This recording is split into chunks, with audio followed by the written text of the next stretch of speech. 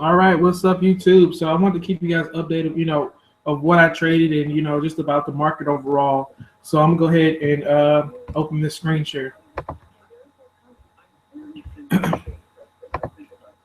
So as you know now, I'm losing on just about all my positions, and we see the wheat stock promotion. We see where it's at 0002 still, and just about you can hold these positions until the market starts to see bids, and that's when we will turn back positive. But I'm really not concerned about any of these positions because I'm going to show you the power of being patient and holding these positions. All of these positions are definitely going to turn green at some point once the market starts to see a bid. So I want to talk to you guys about the names that are selling off, or the names that you should be, looking into. But we see that, like I told you guys yesterday, this is trading in a range, and as you see, it's held three times. So after that third time, there's a possibility it might fall back down to that support level. And if it breaks down even more through that support level, that's when we see the market can start, it will start to get some strength. But until now, the market is definitely selling off on, news of this mother of all bombs, as they describe it. Also, let's check out Berkshire Hathaway long term. I definitely wanted to add on to my position, but at the same time, I really want to show you guys, the $1,000 challenge. So this is Berkshire Hathaway. I already have a couple of shares in this, so this is definitely a good time to go ahead to increase your position, or go ahead and open up a position in this company, simply because it's oversold, and we know what happens when it becomes oversold. We definitely jump in and go ahead and buy the stock and start to increase our position in it. Now, I know a lot of people are scared buying into sell-offs, but this is, the moves that we have seen in the market, we can't really call it a sell-off. The Dow's been down about I would say 200 at the most. It's really not, we're really not seeing a huge sell-off going on, and that's typically, a bullish sign that, a lot of people are starting to feel confident in the market. And like I said, they have that underlining bid in the market, and that's typically what moves the market.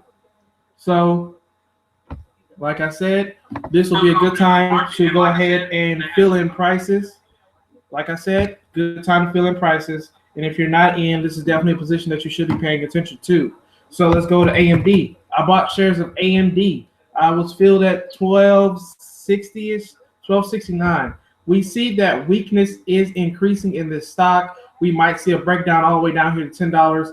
I really like this stock at $10, to be honest with you. So if it does go to $10, you might see me go ahead and step in and get a position in on this, and probably increase more shares. But for right now, I'm definitely looking at this for that short-term bounce when we do start to see a bounce, because this is definitely a volatile stock. I know you only see it down 26 cents, but this was positive at some point. We can check and see.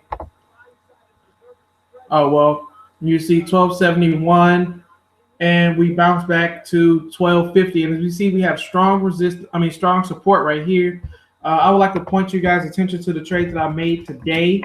I wasn't really able to, go ahead and, jump in and start trading, simply because, I was working with a group project, and I didn't want to just, disrespect anybody and show them that, I don't value their time. So what I did was I bought shares in this about 46.20. And we was doing a group project, and I see it at $44. We see it was oversold at 44. I went ahead, took a look back at it, after doing some work, and I see it at 46. So it's either my time to buy, and it's still oversold at 46. So I either buy, or I either just keep watching the stock. So I definitely went ahead, opened up a position for this at 46.20. So I kept selling shares as the price steadily decreased. But at the same time, that 47 handle was never achieved, off of that bounce. So we see a kind of resting period around $46, and it's still higher than what I bought it at. But at the same time, I wanted to take easy profits because I seen it at 46.90, and that was typically a bullish sign for it to go past $47 and start to see an increase in buyers. Now, what you see different about the stock that I bought today is it's definitely up. So we can buy buy stocks that are up, but at the same time, we want to see if they're oversold. So if you see the stock was up a bunch, it's about up, 13%.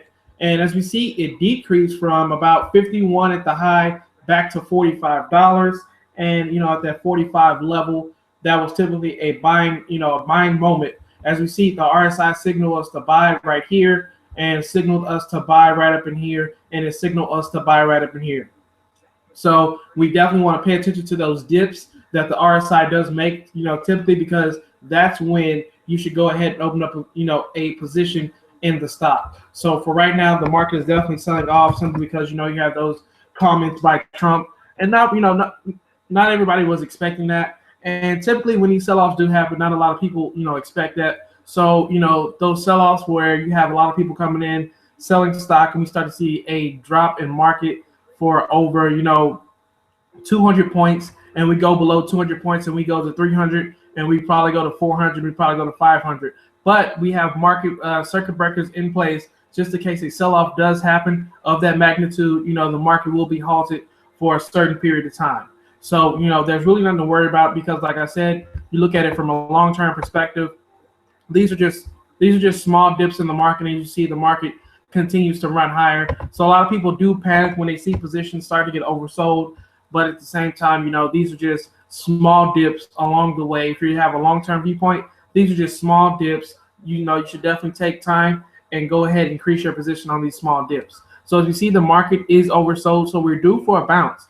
I'm not sure when the bounce will happen, but we're definitely due for a bounce in the market, and we might turn positive here. Not really sure, but we definitely did see some selling pressure come out here. So let's check out another stock.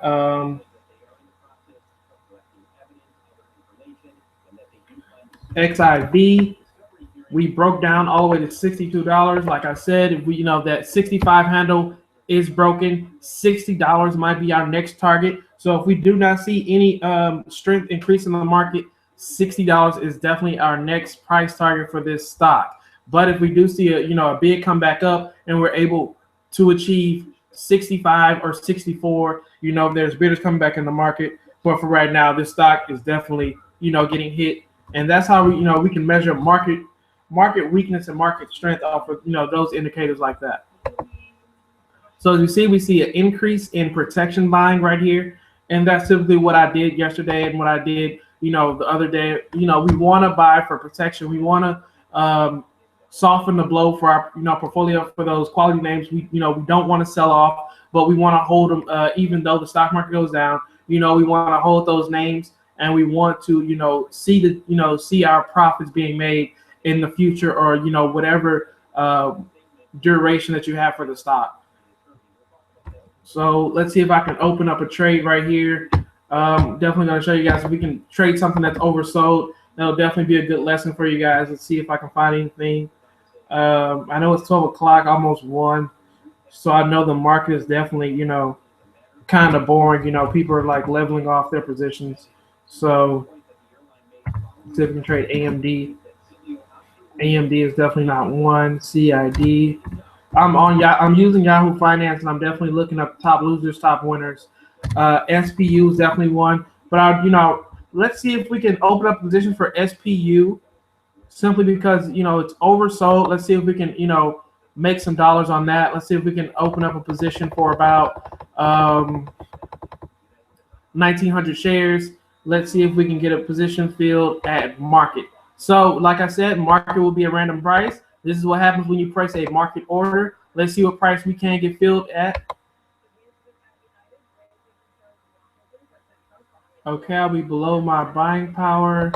Let's see if we can buy market.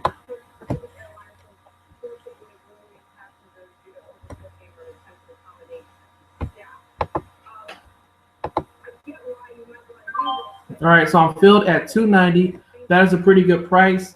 We're right there in the middle of the trade. So, like I said, the moves really happen in the penny stock market, or, these stocks that are heavily traded. They really happen in the morning. And typically what you see is, people chasing that gain. They're trying to chase the stock. They're trying to chase that high flyer. And typically you really don't want to do this. But if if you get an oversold signal just like this one, that's definitely a bullish sign for you. Go ahead, try something. But I definitely wouldn't, I wouldn't be looking to trade, a large amount right here in the middle of the day, simply because there's not enough volume going on with the stock. We see volume drop off as soon as we reach that 8 o'clock period, and now we're well into 10 o'clock, and we start to see buyers come back in. Let's see if we can actually get a bid right here. I'm filled at 290. Hopefully, we can get out at $3. So it's definitely a boring trade simply because, like I said, the market is just about, everybody's just about done for the day. There's not enough volume going into the market, and people are definitely looking towards the weekend. So, you're not going to see that much activity for this stock. Like I said, you want to choose stocks that have the most volume or, that are being heavily traded for that moment. So definitely check that out. We see a $3 bid coming in right here. So hopefully we can get out at $3. Let's see, how many shares do we have in this? SPU, we have about 600 shares in SPU. And like I said, the more you buy, the more you make. And that's typically how it is. So I don't want you guys risking your whole portfolio just so you can make, $50 or $100, simply because, there is a huge risk of, I would say, allocated with that, simply because, if the trade doesn't pan out like you wanted it to pan out, you're definitely out $300, and you definitely have to work that balance back up from your account. So we want to balance our risk out so that way we will understand, what's really going on here. So you see, it's a definitely boring stock. We're at 290 again, 293 bids coming in. Like I said, this is where you can sell the stock, and this is where you can buy the stock. So if I sold right now, I'll be breaking even. So hopefully we can get that $3 to come over here on the sell side, but we're going to have to see some more people jump in and step up and start to bid up the stock. And as you see right here, okay, we start to see some bids coming in. 90, 44. These are small orders. As you see, we're out of that oversold level. So we were oversold for a small period of time, but now we're out of that oversold level, and simply because there's not enough volume. So volume definitely gives you a good gauge of oversold level. So now you see that we were oversold at 290, and when it went past 292, that's when we weren't oversold anymore, and we're kind of moving out of the oversold level. So that's typically what we want to pay attention to. We want to pay attention to the volume in the stock, because volume definitely paints you a perfect picture for your position. So let's see how much we're making so far. We're making about $9 on the trade. Hopefully, okay, now we're getting some bidders coming in here, 94, but this spread is still wide. You can buy the prices at 94, but you can only sell at 290. So remember, pay attention to that. Pay attention to the spread. Level 2 charts are definitely free with the software. There's no reason for you to pay for level 2 charts. They come free with the software. So we see just about a selling wall right here. Okay, now we see 291 coming in, and let's see if we can get some more bidders coming in here. Now we're up $23 on the position, and we're moving out of that oversold level. So let's see how far we could go right here. So we're at 294.60.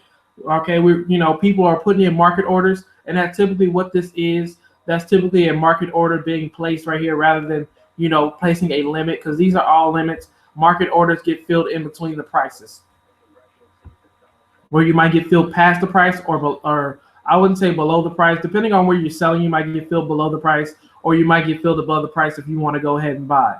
So look at it right here. We only have a small wall right here at 292, small wall right here at 291, and a small wall right here at 290. So there's just about three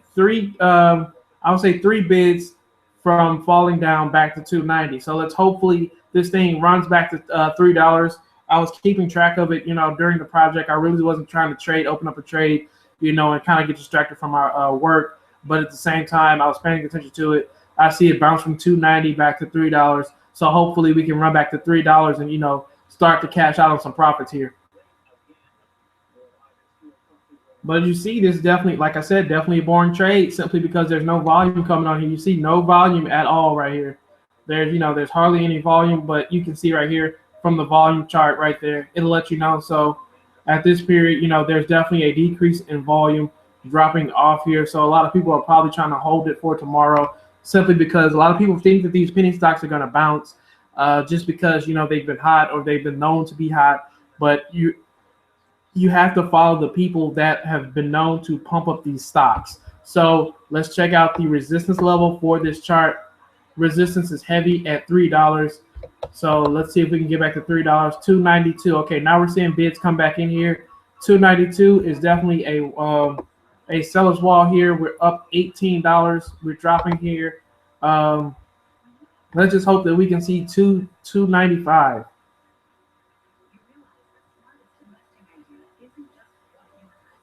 If we can see $2.95, that'll be definitely perfect. But for right now, okay. You see how quickly they change. Watch, if this 292 order definitely gets taken out, we will see $2.95.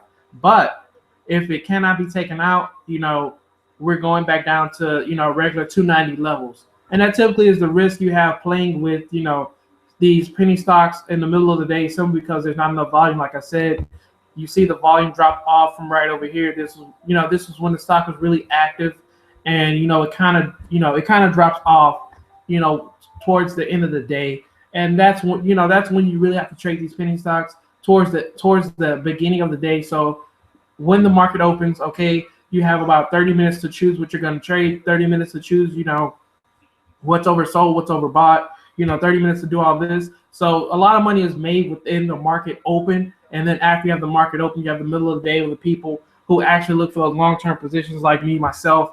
And they also look towards the end of the day to increase their long-term positions. So like I said, there won't be that much volume going on here. I know a lot of people are still interested in trading those penny stocks. I'm not sure why, but this is the risk that you have playing with it. Like I said, there's not enough volume coming in here. We have a bottom right here at 288. Let's see where it gets us.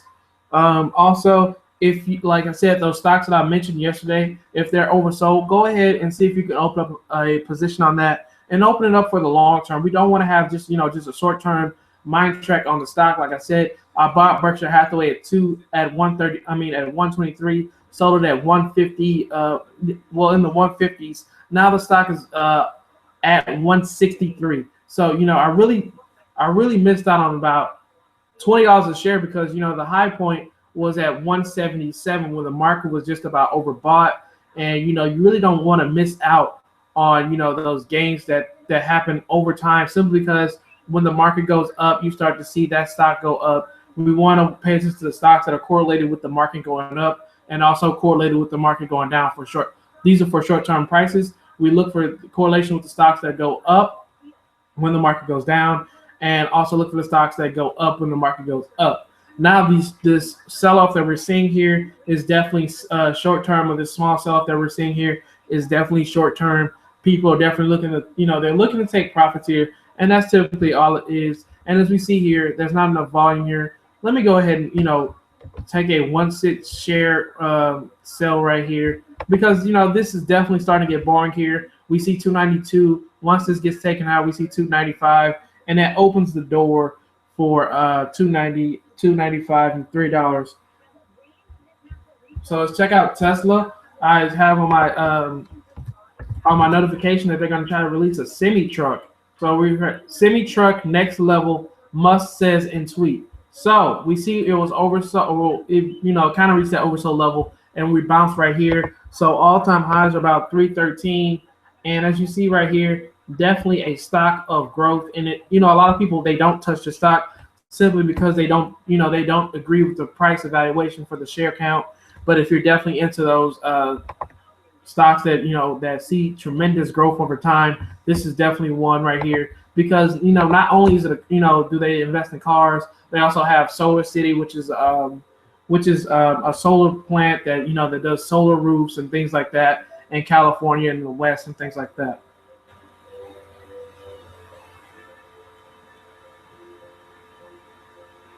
So as you see on that news, nothing's really happening. But for the long term, we see that it's a actual red bar, and that typically means that the stock is going to fall, or the stock is in the middle of falling. And when we get to that overbought period, that's usually when the stocks fall. And we're at that overbought period right now. and that's typically when this stock is going to fall. So we're going to see if if it definitely hits some resistance right or some support. We've seen support right here, and we've seen support right there. So we're definitely going to check back in with this chart to see if we can reach support. So this definitely is calling for this stock to definitely go lower, but we don't know how much lower. We can say 289. That's where support was established and resistance was established. So that might be support for short term. Do you have any questions for me, for any viewers that are watching? We can check out Clorox.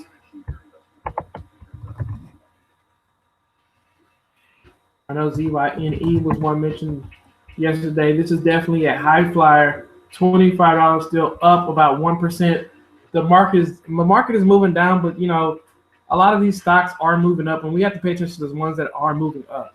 And that typically gives us a edge in the market. And a lot of people, they really aren't into edges, but who cares? We want to establish growth. We want to build wealth over time, and we want to understand our risk to reward allocation.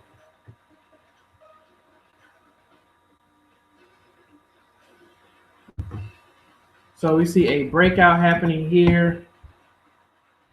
So I know these charts are not updated. It's 15 minutes behind, but we see that, the highs of this stock right here is now hitting 220, hitting the 220-ish right now. Let's see if I can open up a trade. Let's see if I can buy.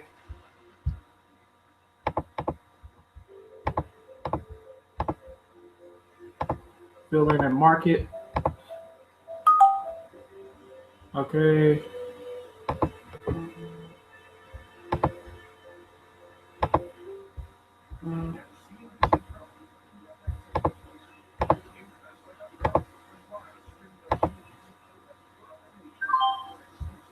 Okay, look how crazy that was. Since I was filled at market price, I was filled at 231. So this stock must be running higher, and the market must be falling harder. So dealing with this delay, it definitely doesn't paint you a broad picture of the market right now. So that's the only problem with trading, or we're trying to paper trade here. There's a 15-minute delay, but the market is definitely kind of selling off here. And you like I said, you want to be behind that protection trade, and we want to pay attention to growth. So right now, I'm not in my portfolio. These are the stocks that I'm holding. Berkshire Hathaway B, I bought around 167.21. AMD bought average of 12.69, and Cisco.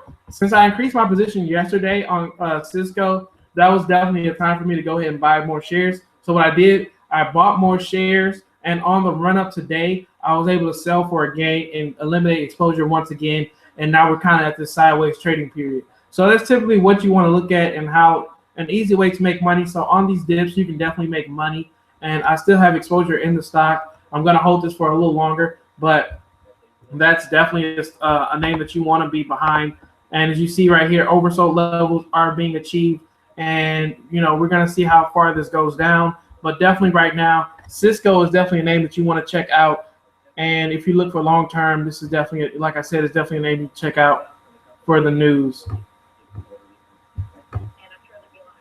But, I think that might be it for, today. I'll keep you guys up to date on, anything else that I'm doing with this account, or anything else I'm doing with my personal account. So this is, technically, this is a traded account. We see SPU up $6, UVXY. We're up about $8 to $7. Safety trades are making money. You see right here. This is definitely losing me a hell of a lot of money. $3,300 down on the day. This is my biggest position I've taken in this stock right here, and I'm not selling at. I'm not looking to sell at all. I know you see it as a loss, but when you bet on market strength, I'm definitely not selling, simply because these. Let's look at it from a long-term perspective. We have TVIX, and that goes up when the market goes down.